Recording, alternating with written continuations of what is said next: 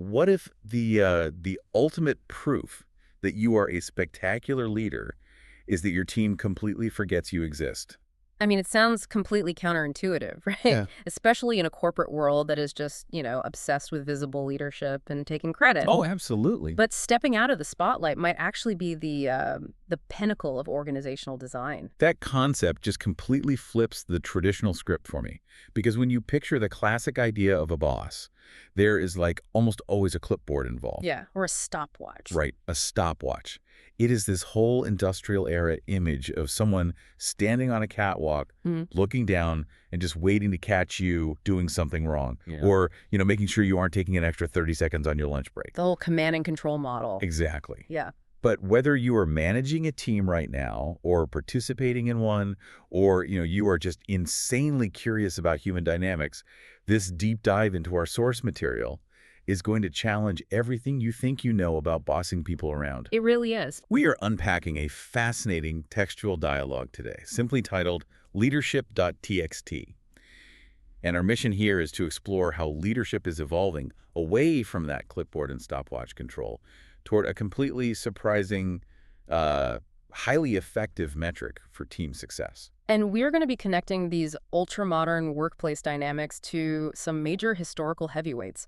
We're looking at Sun Tzu, Machiavelli, Lao Tzu. The classics. Yeah, because the fundamental mechanics of human nature, they really haven't changed. Even if our day-to-day jobs have drastically shifted from, physical labor to cognitive labor. Okay, let's unpack this because the text starts by establishing what we could call the modern baseline for leadership. Right, the bare minimum. Yeah, the bare Yeah. minimum. To not be considered a terrible manager today, you need empathy, you need fairness, accountability, and obviously, you avoid power harassment at all costs. That's just table stakes at this point.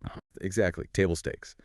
But then the source material delivers this massive aha moment.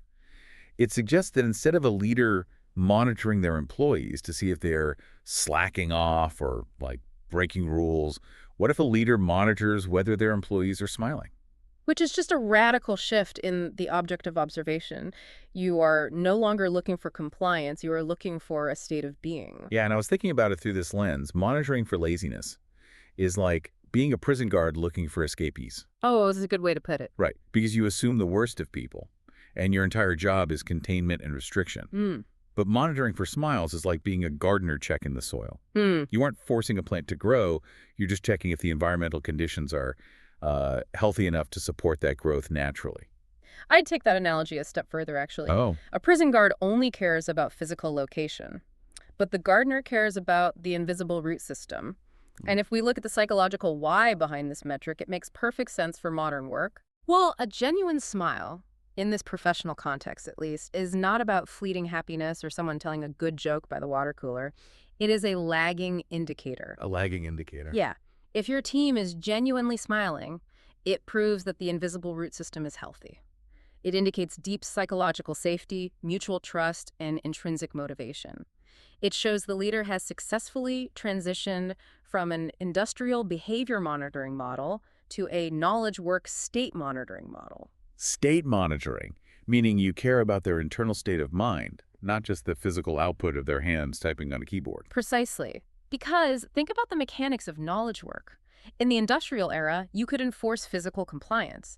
You can use fear to make someone pull a heavy lever faster. Right, like work harder or you're fired. Exactly. But fear structurally shuts down the brain's creative problem-solving centers. The amygdala takes over, and the prefrontal cortex just goes quiet. You simply cannot threaten someone into having a brilliant, innovative idea. That makes so much sense. You can't be terrified and creative at the same time. No, you can't. Creativity and complex problem-solving require a relaxed, secure psychological state. So what does this all mean for you, listening right now? Think about your own workplace. When you look around, are people actually smiling because they feel safe to express themselves?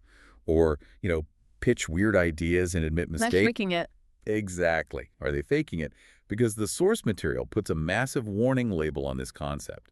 It explicitly warns against forced, fake positivity. The dreaded toxic Oh, positivity. it's the worst. It really is. If a leader simply demands that everyone smile without actually doing the hard work of building trust, the result is emotional suppression. The smile just becomes a survival mask to hide burnout and systemic problems. Which is the exact opposite of psychological safety. Completely. The goal is never to mandate the smile. The goal is to architect an environment where the smile is the natural byproduct of feeling secure. Which brings up a massive logistical challenge, honestly, because you can't just wave a magic wand, send out a company-wide email, and declare, hey, everyone, we now have psychological safety. Right. If only it were that easy. You have to build the infrastructure to support it.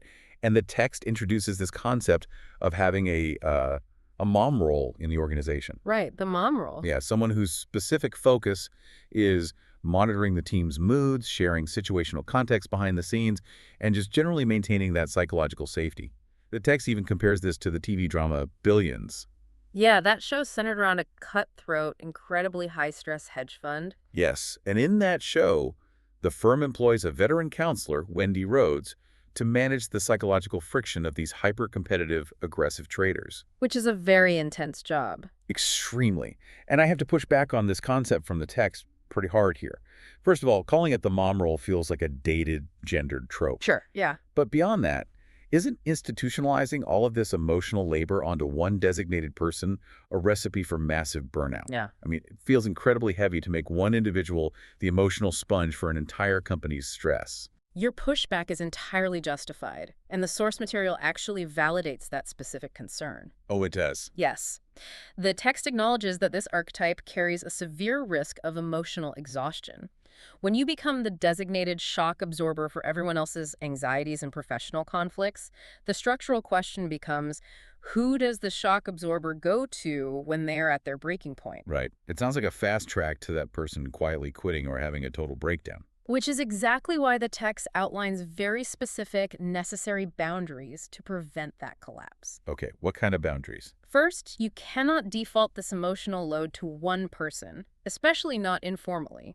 The responsibility for maintaining trust needs to be distributed across the team's culture. Okay, that makes sense. It can't just be one martyr. Right. Second, there must be strict professional boundaries so the role doesn't bleed into 2047 therapy.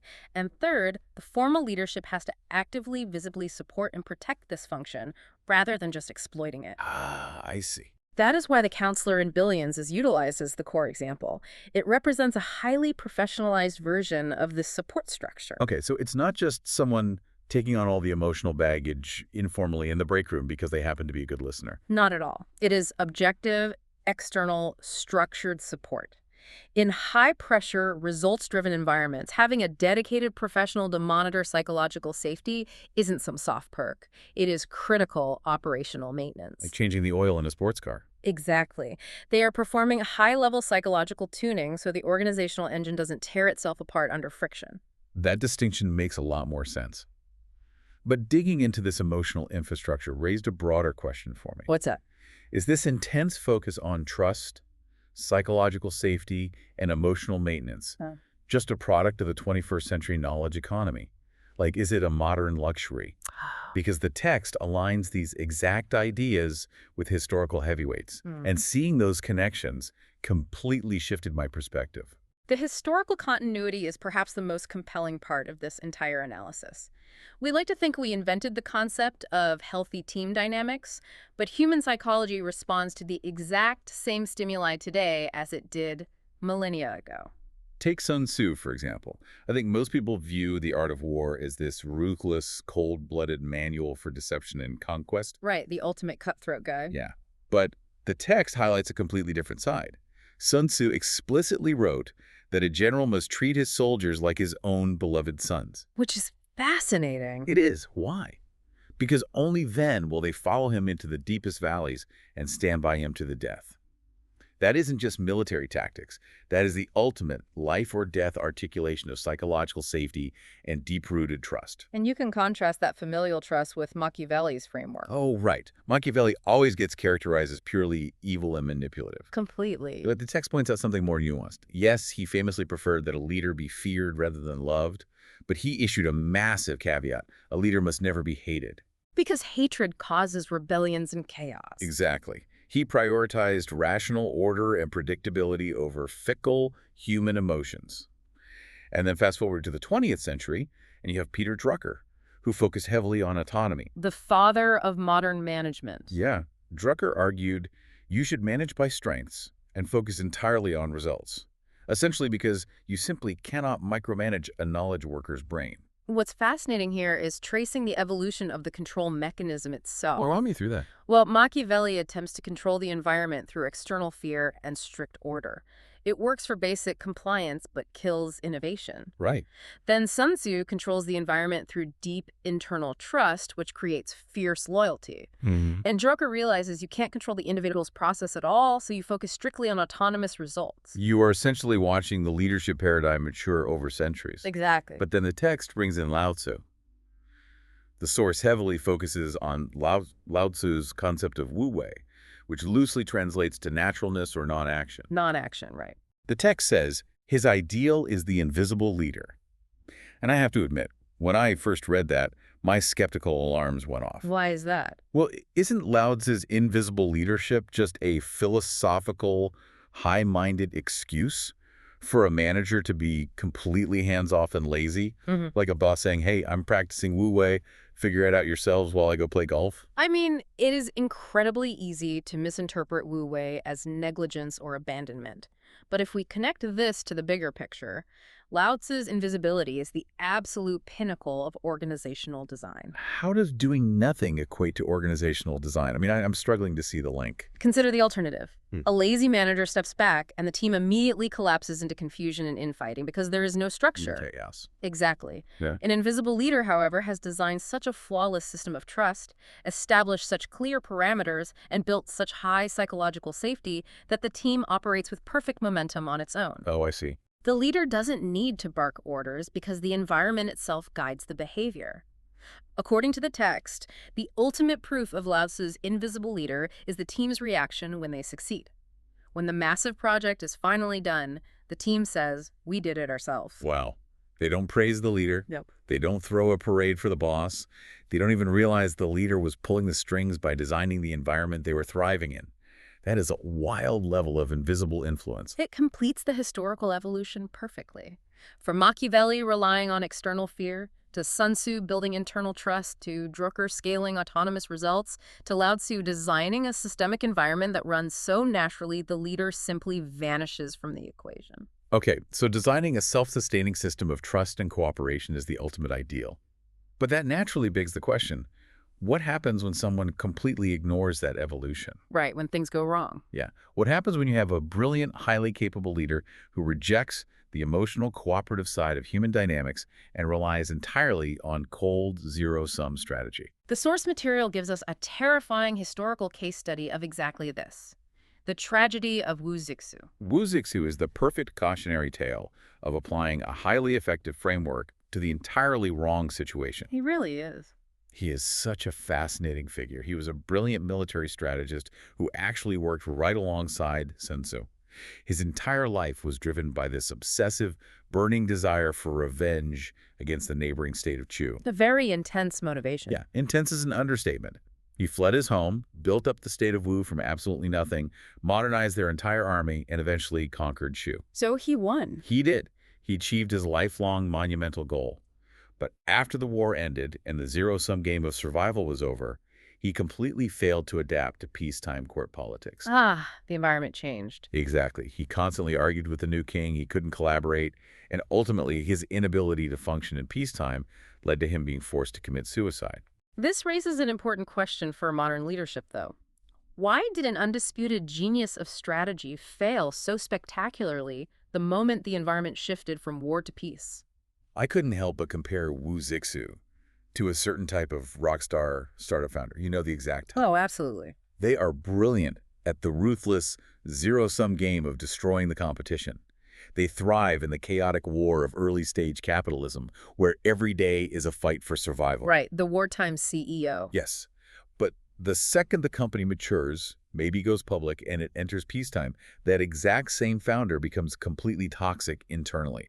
They start fighting their own board, alienating their own executives because the only tool they have ever developed is a hammer. And they view every interaction as a battle to be won. Exactly. That is a brilliant modern parallel. Let's break down the underlying philosophy of why that happens. Sun Tzu's strategies, deception, ruthless competition, zero-sum thinking are highly effective for external conflicts. When you are fighting an enemy for market share or physical territory, you want a relentless engine like Wu Zixu.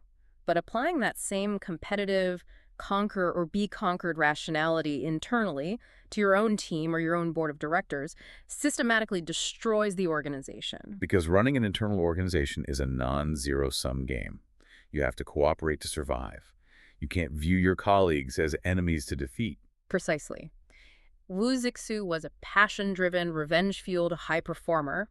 He was an incredibly powerful asset during wartime, but he lacked the Confucian virtues of moderation and compromise. Yeah, you just couldn't turn it off. He took concepts like loyalty to such obsessive extremes that they became destructive. From a modern management perspective, the text suggests Wu Zixu needed an exit strategy. Meaning he should have been managed out of his leadership role once the context changed. Yes. His utility was strictly limited to the external war. Once the zero-sum game of combat ended and the non-zero-sum game of collaborative governing began, he needed to be separated from political power.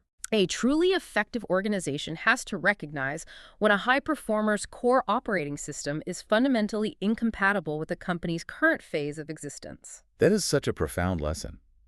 You can be an absolute genius, but if your internal operating system is built exclusively for warfare, you will inevitably tear your own peacetime organization to shreds. It's unavoidable. So we know we have to avoid the Wu Zixu trap of internal warfare at all costs. We know we want to build this Lao Tzu-style system of invisible trust. But here is the million-dollar question to tie this all together. Lay it on me. What does the output of that actually look like? What is the ultimate proof that this system is working? We talked about monitoring smiles earlier, but surely the pinnacle of organizational design isn't just people walking around grinning at their desks. Well, smiles are merely the entry point. They're the surface-level diagnostic that the soil is healthy. The text reveals that the deepest, truest metric of a thriving organizational culture is spontaneous action. Here's where it gets really interesting. Because true leadership isn't about successfully forcing people to execute your commands. It's about creating an environment where they take correct action without ever being told. Exactly. It is the massive difference between an employee seeing a critical error and waiting for a manager to instruct them to fix it versus an employee just fixing it immediately because they know they have the absolute autonomy and trust to do so. The sources provide 3 incredible, tangible examples of the spontaneous action in practice. The first is Toyota's famous Andon Cord. Oh, I've heard of this. Yeah. In the Toyota production system, any frontline worker at any moment is trusted to pull a physical cord and bring the entire multi-million-dollar assembly line to a grinding halt if they spot a single defect. Which sounds terrifying for a manager to implement. Just anyone can stop the line. Anyone. But how does that translate to modern digital knowledge work? I mean, we aren't standing on assembly lines. In a digital context, it's the junior data analyst who feels perfectly safe hitting pause on a massive client presentation an hour before the meeting because they spotted a flaw in the algorithm. Right. They don't just stay quiet. Exactly. They don't hide the mistake out of fear of delaying the project. They act spontaneously to fix it because the system rewards identifying the truth over blind compliance. It's huge. The second example is Google's Project Aristotle. Google spent years mathematically analyzing what made their most innovative teams successful. And it wasn't the concentration of high IQs, and it wasn't the most impressive resumes. It was psychological safety, right? Yes, but specifically how it manifested. The highest performing teams demonstrated distinct mechanics of spontaneous action, like equal conversational turn-taking. Meaning everyone spoke roughly the same amount. Exactly. No one waited for the boss to call on them, and no single person dominated the airtime. They exhibited ostentatious listening. The teams where people felt safe to take spontaneous interpersonal risks vastly outperformed everyone else. The third example from the text really caught me off guard, honestly, because it comes from the military. It is a bit counterintuitive. Yeah. You'd think the armed forces would be the ultimate clipboard and stopwatch, do exactly what you were told environment. But the text highlights a concept called mission command. It is a brilliant contradiction to civilian assumptions. Mission command is a doctrine heavily utilized by the U.S. military, originally developed by the Germans. Okay. How does it work? The core principle is that the central commander provides the overarching objective, the what and the why, but leaves the how entirely up to the soldiers on the ground. Really, entirely up to them. Yes, because in the absolute chaos and fog of war, a general sitting in a command tent 50 miles away physically cannot micromanage the rapidly changing reality of the battlefield. So the system forces the general to trust the spontaneous judgment of the frontline soldier. Exactly. The historical arc we've been tracing from Sun Tzu to Drucker perfectly converges right here. You combine strict parameters and clear objectives, which satisfies the need for discipline and results, with total trust and psychological safety, which satisfies the need for benevolence and autonomy. And when you do that, When you successfully merge those two forces, the energy of the organization flows naturally. You get spontaneous action. so what does this all mean for you, whether you are running a massive department or just trying to navigate your current team dynamics? Leadership is not about the exhausting, soul-crushing task of standing on a catwalk trying to catch people doing things wrong. No, it isn't. True leadership is about being the gardener. It is about building a trusting, non-zero-sum environment where people can genuinely smile. It's about ensuring the emotional labor of the team is structurally supported and setting the parameters so clearly that your people act spontaneously to solve problems without you having to utter a single word. It is a beautiful operational ideal, but it requires a massive, often uncomfortable shift in how a leader views their own importance. And that leaves us with one final challenging thought that builds directly on Lao Tzu's concept of the invisible leader. Let's hear it. If you successfully implement this ultimate form of leadership, if you do the hard work of building an environment of total trust and spontaneous action, your team will inevitably achieve truly great things. Right. But, as Lao Tzu pointed out, they will honestly believe they did it entirely by themselves. They won't see your hand in it. So the question you have to ask yourself is, as a leader, is your ego and your deep-seated desire for career recognition truly prepared to accept absolutely zero credit for your own team's success? Are you ready to throw away the clipboard and become invisible? That is what we want you to mull over today.